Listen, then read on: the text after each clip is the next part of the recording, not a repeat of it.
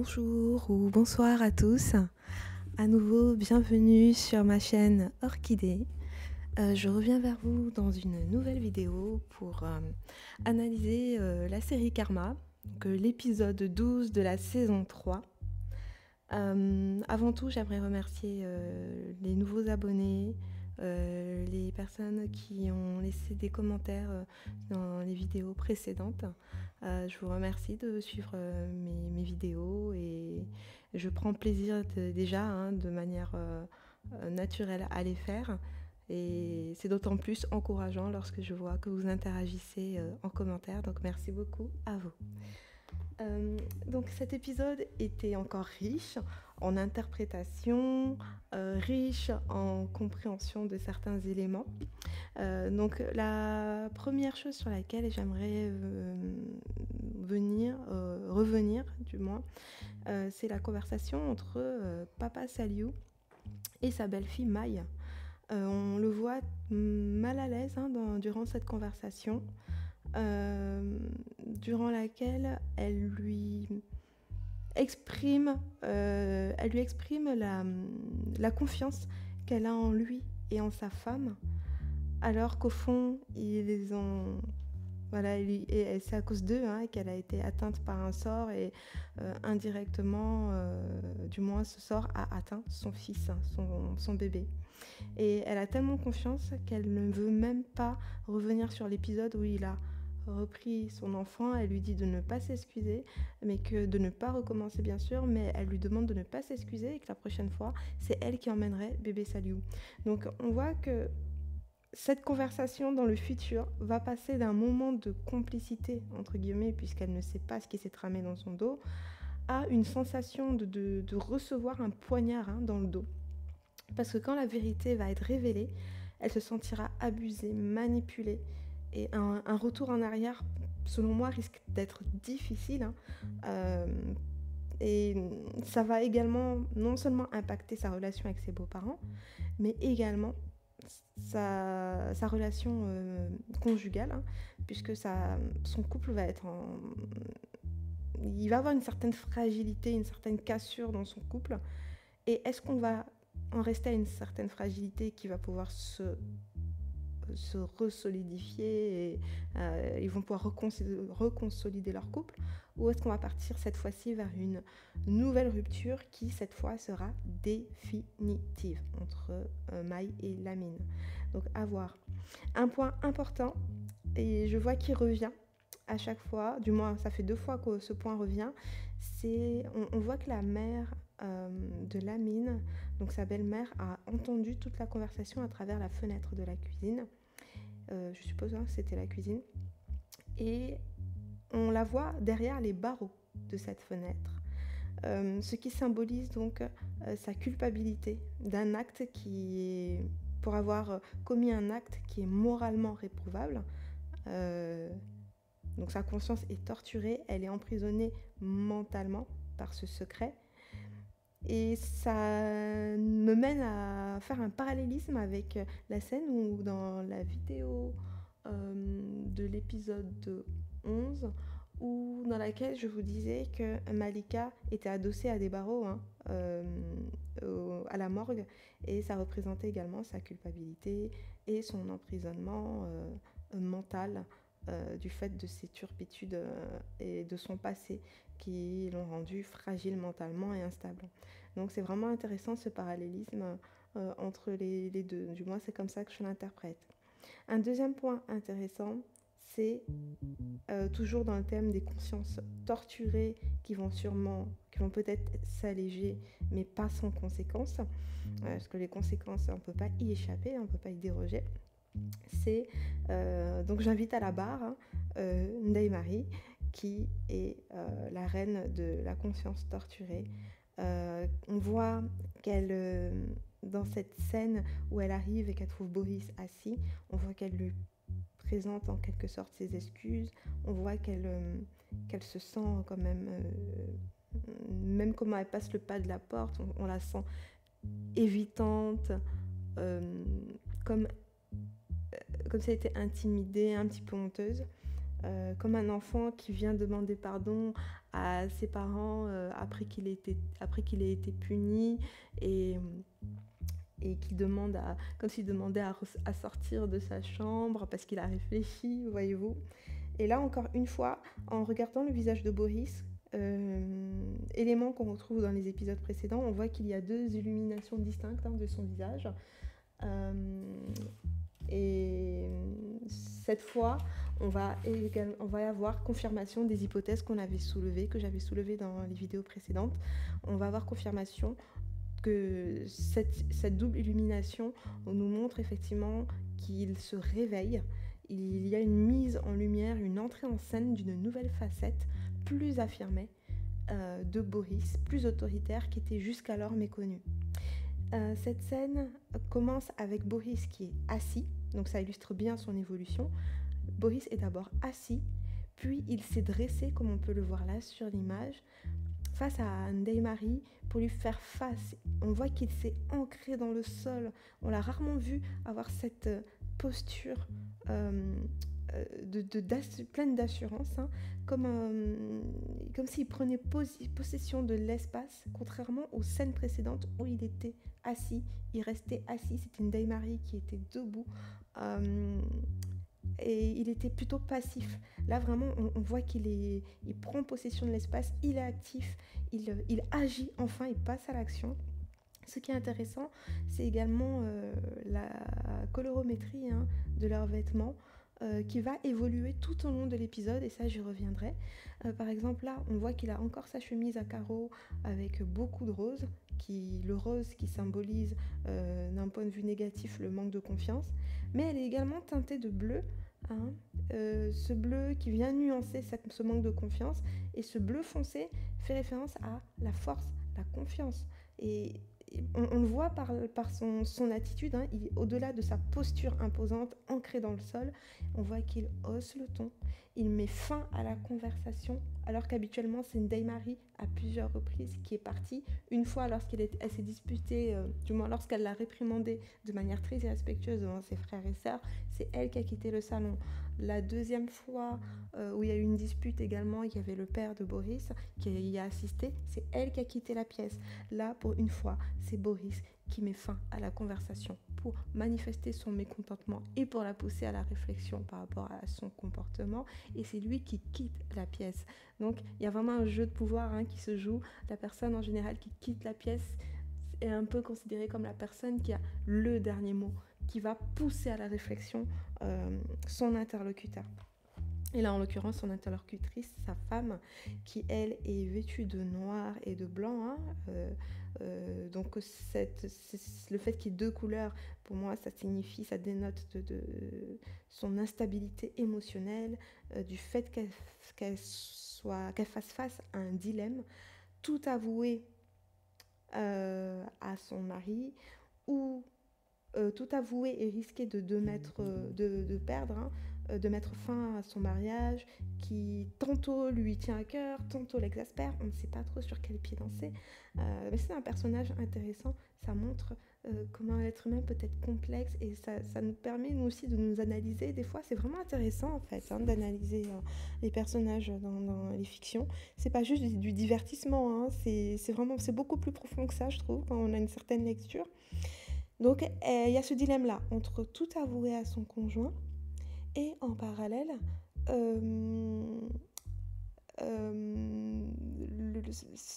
le deuxième dilemme, c'est le dilemme se fait entre avouer ou alors garder ses secrets, garder tous ses ressentis, ses états d'âme au fond d'elle, mais dépérir intérieurement.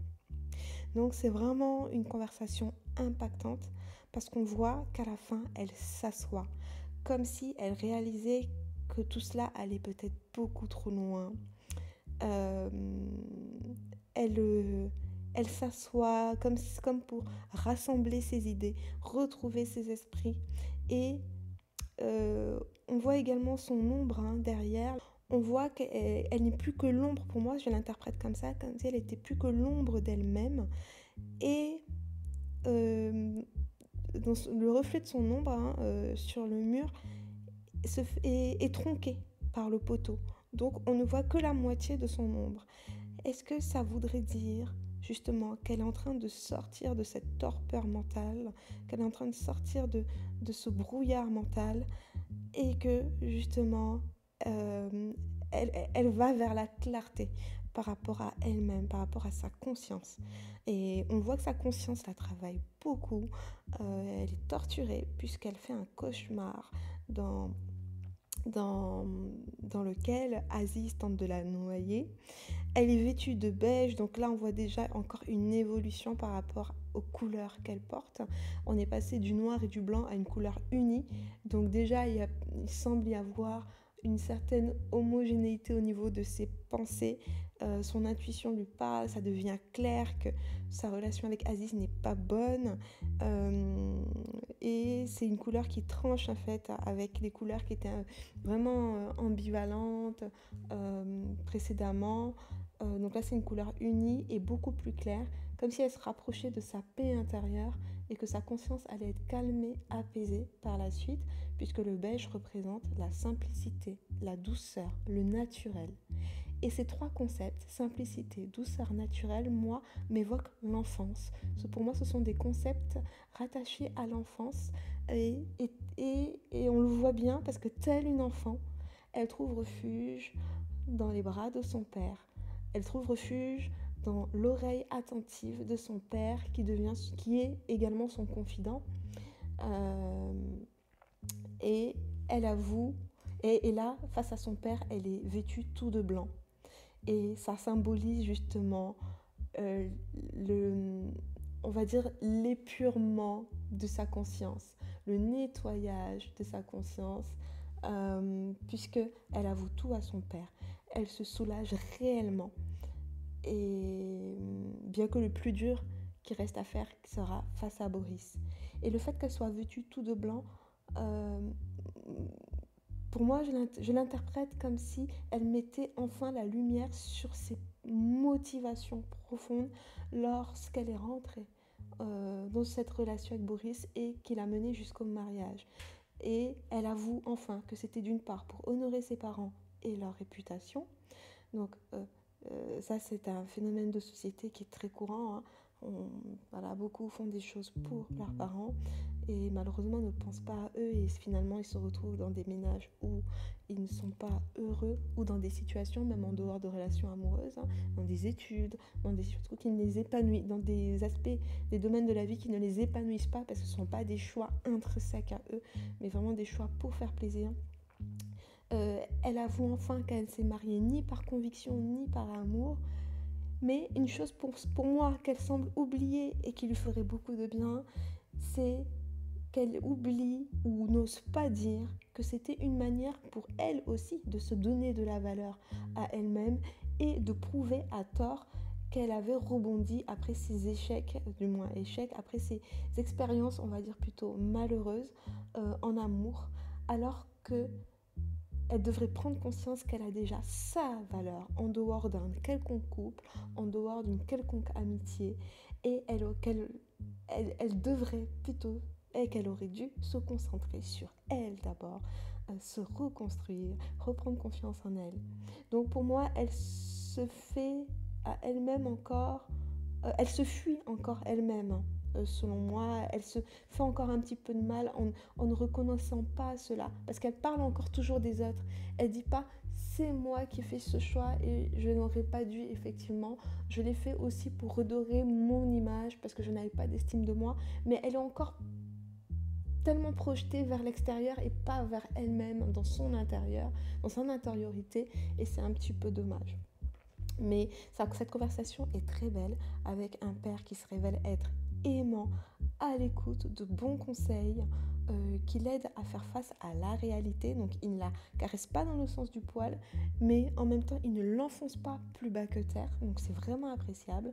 Il la met face à ses erreurs mais avec douceur et maturité, en l'aidant à les assumer et à la mener à la réflexion, une réelle réflexion pour ne plus qu'elle les reproduise. Et on voit que son père, c'est très intéressant dans cet épisode, son père est vêtu de bleu foncé. Le bleu foncé représente la confiance, la force. Donc là, il a une stature de patriarche, hein, clairement. Et c'est intéressant parce qu'il est à la fois doux et autoritaire. Et cette autorité-là, en fait, là, sa douceur, on la voit par le regard qu'il porte quand même à sa fille. Il est tourné vers elle, donc il est ouvert à la conversation. Il n'est pas uniquement dans le jugement, mais il l'écoute réellement. Et il est dans une écoute active puisqu'il rebondit et il l'amène à la réflexion. Et en parallèle, et en même temps, il lui tient à la main. Donc il y a tous ces aspects-là de douceur. Et en parallèle, il fait preuve d'autorité puisqu'on voit que de l'autre main, de sa main droite, il tient une canne avec une tête de loup et ce loup a saisi dans sa mâchoire une bille qui ressemble à un diamant. Donc moi, j'y donne deux interprétations à cette canne et à la stature de ce papa. Moi, je vois cette canne comme un sceptre, donc le bâton, donc comme un bâton de commandement, de puissance, qui symbolise l'autorité suprême, l'autorité souveraine. Donc là, je le vois, on peut le voir d'un côté positif, comme une autorité paternelle qui subsiste malgré l'âge qu'a atteint Ndaye-Marie. Donc il est capable d'avoir des conversations avec elle sans la traiter comme une petite fille, hein. On voit qu'il la respecte quand même. Il ne lui dit pas je vais convoquer ton mari, on va régler ça à trois. Non, il lui dit gère cela.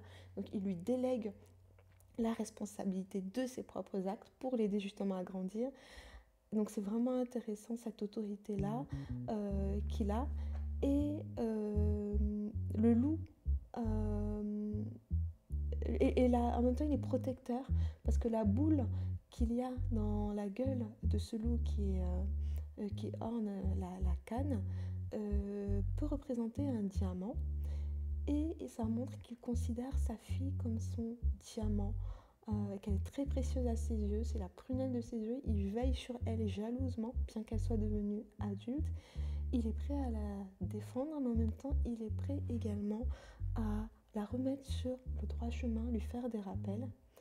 Et donc, le loup également représente l'intelligence, la réflexion, le côté instinctif des choses, donc c'est savoir percevoir des choses qui ne sont pas forcément palpables, mais les percevoir avec finesse et savoir anticiper certaines situations, savoir réparer certaines situations pour ne pas tomber dans un certain engrenage et éviter certains dangers. Donc c'est vraiment ce qu'il fait. Et les loups sont très attachés à leur meute, donc là on le voit hein, par l'attention qu'il donne à sa fille. Et en même temps, son côté patriarche, il le délègue quelque peu à Boris puisqu'il dit à Ndaye-Marie que c'est à lui qu'elle doit demander pardon désormais et que elle doit en faire un allié, un confident. Donc cette canne-là qu'il a dans la main, au-delà de représenter l'autorité que lui, il a par rapport à sa fille, une autorité saine, hein, j'entends là, parce qu'il a vraiment une attitude saine par rapport à sa fille, c'est comme s'il il passait le flambeau à Boris. Hein. Donc c'est vraiment symbolique. C'est lorsque une fille se marie, hein, c'est comme si le père il passait le flambeau au mari. Et là on le voit très bien. Du moins c'est comme ça que je l'interprète avec cette scène. Et la tête de loup, dans certaines croyances, hein, dans les croyances où les animaux totems sont pris en compte,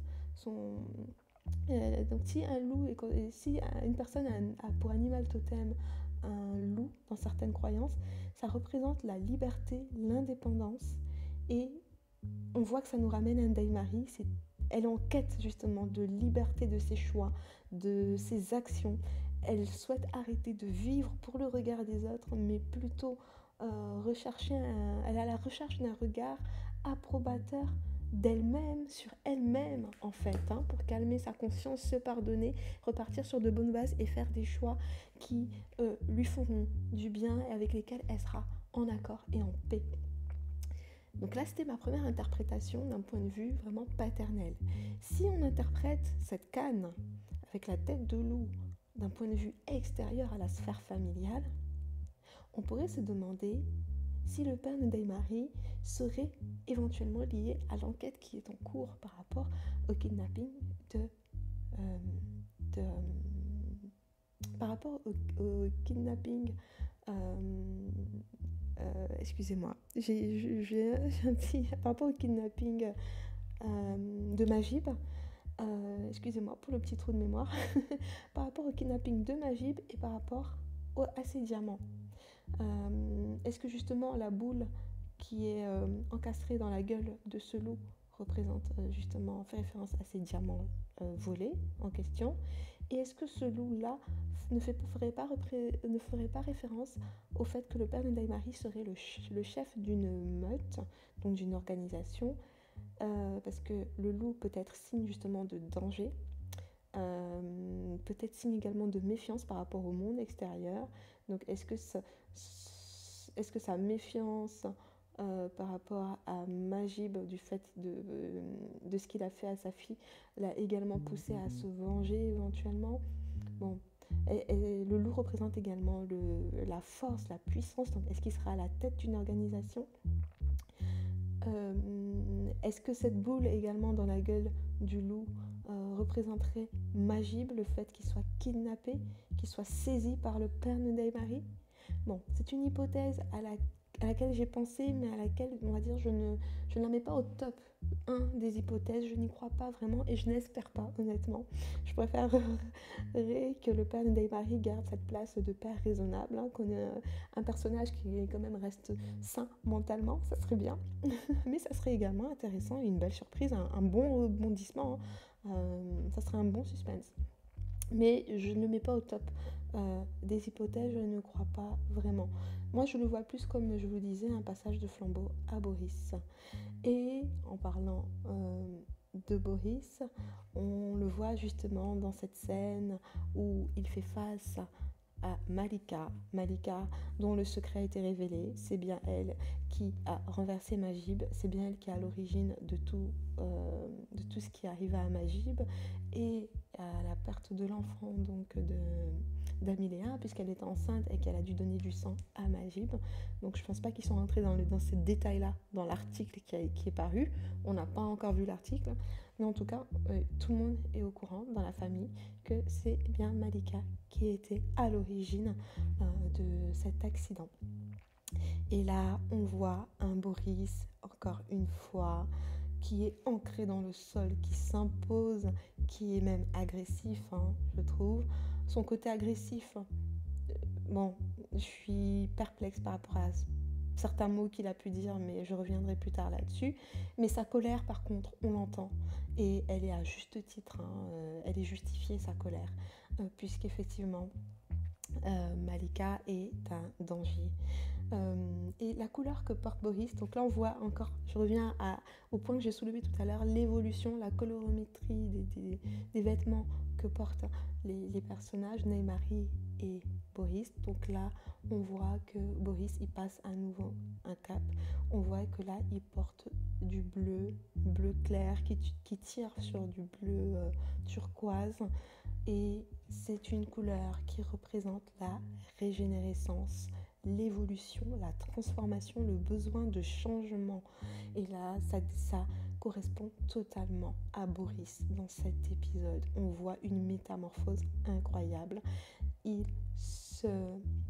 s'affirme, il impose ses opinions. On le voit protecteur. Il défend sa petite sœur et pour la première fois, et c'était touchant, il a désigné Amiléa comme sa petite sœur. Et j'ai beaucoup apprécié cela parce qu'au fond, il a un cœur protecteur de grand frère et on voit qu'au fond, il s'est quand même attaché à Amiléa, bien qu'il l'ait de prime abord rejeté. Mais on voit qu'il a un bon cœur au fond. Donc là, on voit une Malika désemparée, apeurée, encerclée par tout le monde. Son masque tombe, tout le monde sait ce qu'elle a fait. Et il y a deux choses qui me dérangent dans la scène. Je comprends la colère de Boris, Mais le fait qu'il ait répété, c'est une folle, ça me dérange. Dans le sens où ils savent qu'elle est fragilisée mentalement. Après, donc voilà, quand on est en colère, on peut avoir des mots qui dépassent notre pensée ou qui ne dépassent pas notre pensée, mais qui ne sont pas adéquats, qui ne sont pas bons à dire. Et là, en l'occurrence, ce qui est dommage, c'est qu'il les qualifié de folle, alors qu'effectivement, on sait qu'elle est perturbée mentalement, elle a besoin d'aide, mais personne ne lui porte l'aide qu'il lui faut. Elle a besoin justement d'être prise en charge médicalement et il serait bon qu'elle soit internée. Il me semble qu'elle a déjà été internée en France, mais il faudrait qu'elle soit suivie psychologiquement réellement, qu'elle soit peut-être internée à nouveau ou en tout cas suivie de près avec des séances régulières vers c'est pas un psychologue qu'il lui faudrait, je pense, mais plutôt un psychiatre, hein, quand on arrive à de tels méfaits, une tentative quand même de meurtre, c'est très grave. Et bien sûr, faire face également à la justice. Il faut la mettre face quand même à ses responsabilités, quand bien même elle est atteinte sûrement d'une maladie mentale. Donc c'est ce point-là qui m'a un petit peu dérangée. Hein. Personne ne s'enquiert réellement de sa santé mentale. C'est bien de la traiter de folle. Quand je dis c'est bien, c'est ironique, hein, bien sûr. La traiter de folle ne va rien changer. Faut plutôt lui apporter une aide médicalisée. Et d'autre part, ce que j'ai trouvé aberrant dans cette scène, c'est que ils ont tous laissé Amelia toute seule avec Malika. Même le père de Boris, qui a une prestation magistrale, hein, dans cette scène, j'ai beaucoup aimé l'expression de son visage. Il joue très bien, cet acteur. Et cette scène, bien que dramatique, m'a fait rire. Et elle m'a fait penser au clip de Drake, Hotline Bling. La manière dont le Bashir, le papa d'Amelia, donc, a balancé la main comme pour dire « c'en est trop pour moi, je m'en vais ». Ça m'a trop fait penser au mouvement que fait Drake dans ce clip. Et bon, voilà, la scène est dramatique, mais ça m'a quand même fait sourire. Mais en fait, ils sont tous partis. Ils ont tous laissé Amelia avec la personne qui est un réel danger pour elle. Et j'ai trouvé ça... je n'ai pas trouvé ça cohérent de leur part. Je parle bien de la scène, hein, je parle pas du script.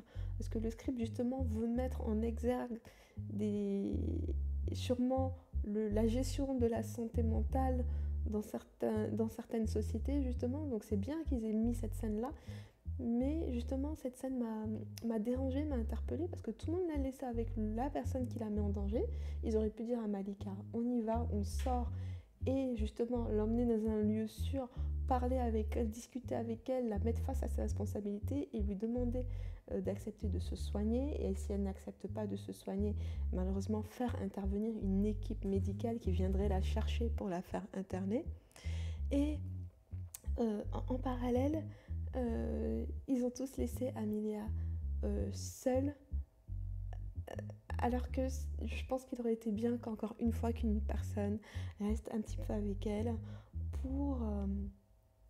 pour discuter, comprendre pourquoi elle n'a pas dénoncé Malika, elle n'en a pas parlé, même si elle n'est pas allée à la police, pourquoi elle n'en a pas au moins parlé à un membre de sa famille, quand bien même quand elle l'a appris.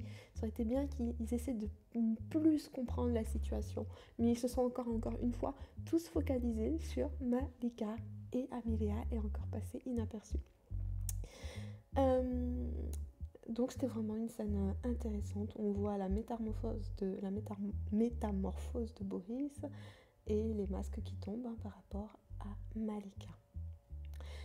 Là, on arrive à mon audio touche à sa fin. Je vais relever quelques petits points qui sont quand même intéressants par rapport à des personnages annexes. Et je vais terminer par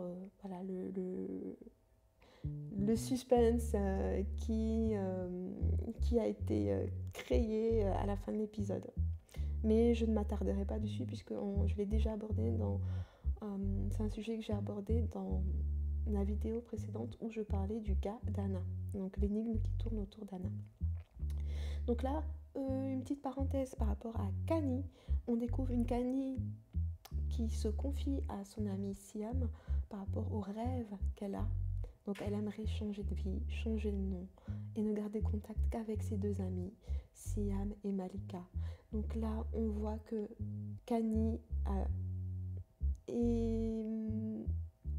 n'est pas heureuse, mais ça on pouvait déjà le deviner, on le voyait. Elle n'est pas heureuse dans sa vie personnelle, étant donné qu'elle est très... Certaines personnes peuvent ne pas être heureuses et ne pas faire de mal aux autres, hein, et vraiment chercher à se guérir, à travailler sur elle. Mais on voit que Kani, elle extériorise sa colère de manière malsaine sur les autres. Et moi, je soupçonne qu'elle ait eu une enfance difficile. Elle a peut-être vécu dans une extrême pauvreté, tant matérielle qu'émotionnelle et affective. Et je pense qu'elle est en grande carence affective. Et cette pauvreté-là qu'elle a peut-être dû vivre, elle est peut-être passée par des situations économiquement parlant très difficiles. Au lieu d'en faire une force pour être ambitieuse, elle est devenue cupide. Et c'est devenu une croqueuse de diamants, hein, parce qu'on voit qu'elle insiste beaucoup sur les diamants. Elle en a que faire du sort de Majib, même si elle tente de prétendre l'inverse, mais elle passe d'un revers de la main dessus, elle balaye d'un revers de la main elle balaye d'un revers de la main le cas de Majib, sa sécurité. Elle passe directement au diamant. Donc elle est cupide et ne veut pas entendre parler de Cupidon. Elle dit clairement que l'amour, c'est pas fait pour elle. Et ça montre que c'est une fille qui n'est pas habituée à recevoir de l'amour. Je pense qu'elle a dû en manquer énormément depuis enfant et qu'elle n'en a peut-être même pas réellement conscience, ou elle sait même pas par où commencer pour se guérir. Et du coup, tout est basé sur le matériel. Tout est basé sur l'argent. Et soit tout est basé sur l'argent dans ses relations, soit tout est basé sur la haine. Parce qu'on voit même que son amitié avec Malika tient grâce à la haine qu'elle porte à autrui. Hein, elle est alliée à Malika pour faire du mal à Amelia, alors qu'elle n'a elle-même personnellement aucun contentieux avec Amelia. Elle est tellement impliquée dans la guerre qu'il y a entre ces deux coépouses que ça en devient gênant. Donc on voit que elle cherche, comme si elle cherchait des occupations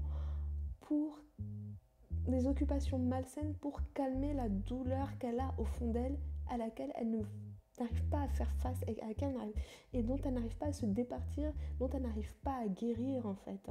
Donc c'est par la haine qu'elle pense se guérir, alors qu'elle se fait encore plus de mal, elle fait du mal autour d'elle. Donc c'est vraiment un personnage, je pense, qui serait intéressant à creuser, qu'on connaisse son passé, ce par quoi elle est passée. Et on voit qu'elle n'est pas habituée à recevoir de l'amour, puisqu'il y a une scène que je trouve quand même attendrissante lorsque Shérif lui fait un bisou sur le front. Hein, les baisers sur le front sont vraiment signe de respect, d'un respect profond. C'est signe d'une affection vraiment saine, hein, sans intérêt derrière. Pour moi, c'est comme ça que je le vois. Et on voit que ça l'a laissée perplexe, ça l'a laissée dubitative.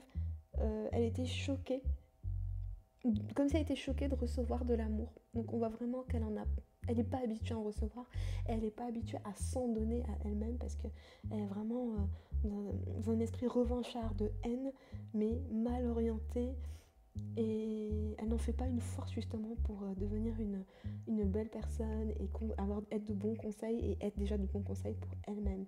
Et on voit qu'elle a peut-être un souci avec son père, elle a peut-être été abandonnée par son père, ou une relation difficile avec son père, ou peut-être un ex qui lui aurait brisé le cœur, parce qu'on voit qu'elle généralise, elle dit vous, les hommes, vous pensez toujours d'abord à vous, c'est d'abord vous.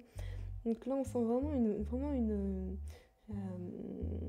elle a une certaine hargne envers la jante masculine et ça serait vraiment intéressant de creuser pour mieux la comprendre.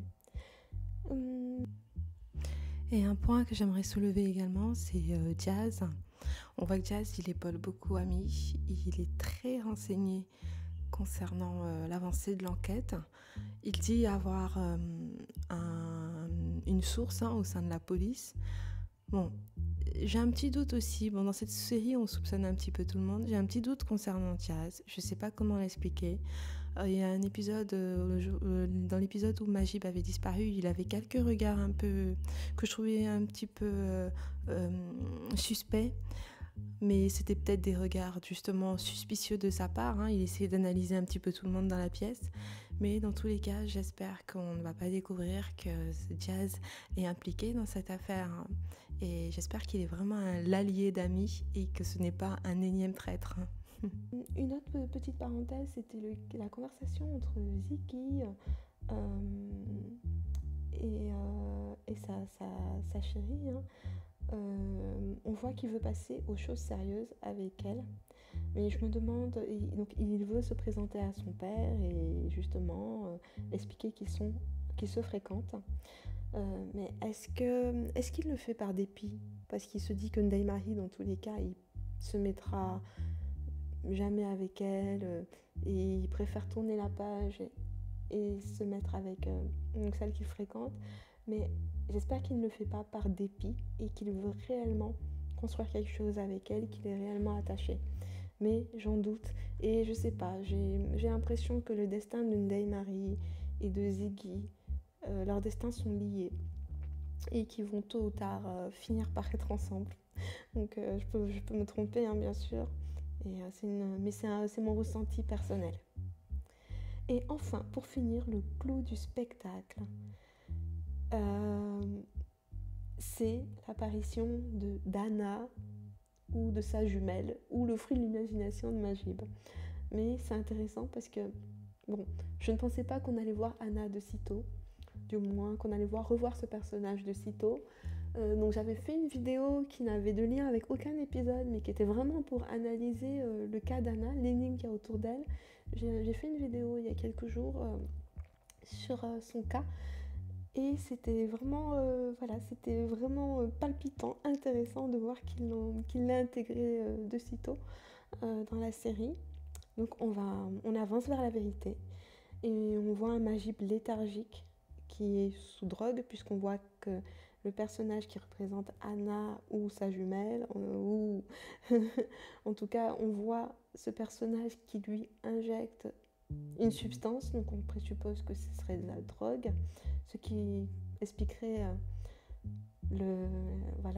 l'état léthargique de Majib. Donc est-ce qu'il hallucine? Donc comme je l'avais évoqué dans ma vidéo précédente, j'avais dit que lorsqu'on verrait Anna, ça serait peut-être des hallucinations, notamment de la part d'Amelia. Donc là, est-ce que c'est une hallucination de Majib et on va découvrir un nouveau personnage, ou un personnage qu'on connaît déjà mais qui est impliqué dans cette affaire, ou est-ce que c'est la jumelle d'Anna, comme je l'avais évoqué dans la vidéo précédente? Et j'ai une autre hypothèse, parce qu'on n'est pas à l'abri de surprises, et on n'est pas à l'abri de surprises avec un Marodi. J'ai pensé à une autre hypothèse qui me paraît quand même farfelue, mais je vais quand même vous l'énoncer. Il y a certains cas qui ont même été référencés, il y a eu des articles de presse dessus, indiquant que certains déclarés morts cliniquement ont pu se réveiller par la suite à la morgue. Et ça peut s'expliquer scientifiquement en fait. Il arrive en fait que certaines personnes qui ont été déclarées cliniquement mortes puissent se réveiller par la suite. Donc ça peut être dû à une intoxication médicamenteuse et qui peut plonger une personne dans un coma si profond avec une activité cérébrale tellement basse et un tableau métabolique tellement faible que ça donnerait l'impression au corps médical que la respiration de la personne est absente, alors que celle-ci est seulement quasi absente. Elle est bien là, mais imperceptible. Et ça peut également être en cas d'hypothermie ou en cas d'une noyade en eau froide. Donc le souffle et le pouls peut ralentir jusqu'à 20 à 30 pulsations par minute, et ce qui le rendrait en fait justement très difficile à entendre, à détecter. Mais ça reste quand même des cas très rares. Mais imaginez que les réalisateurs soient partis sur cette hypothèse-là et que en fait le corps d'Anna qu'on a vu inanimé dans l'épisode précédent, puisqu'on voit que Camilla l'a identifié à la morgue, supposons que le corps en fait d'Anna était passé dans une situation d'hypométabolisme et que de ce fait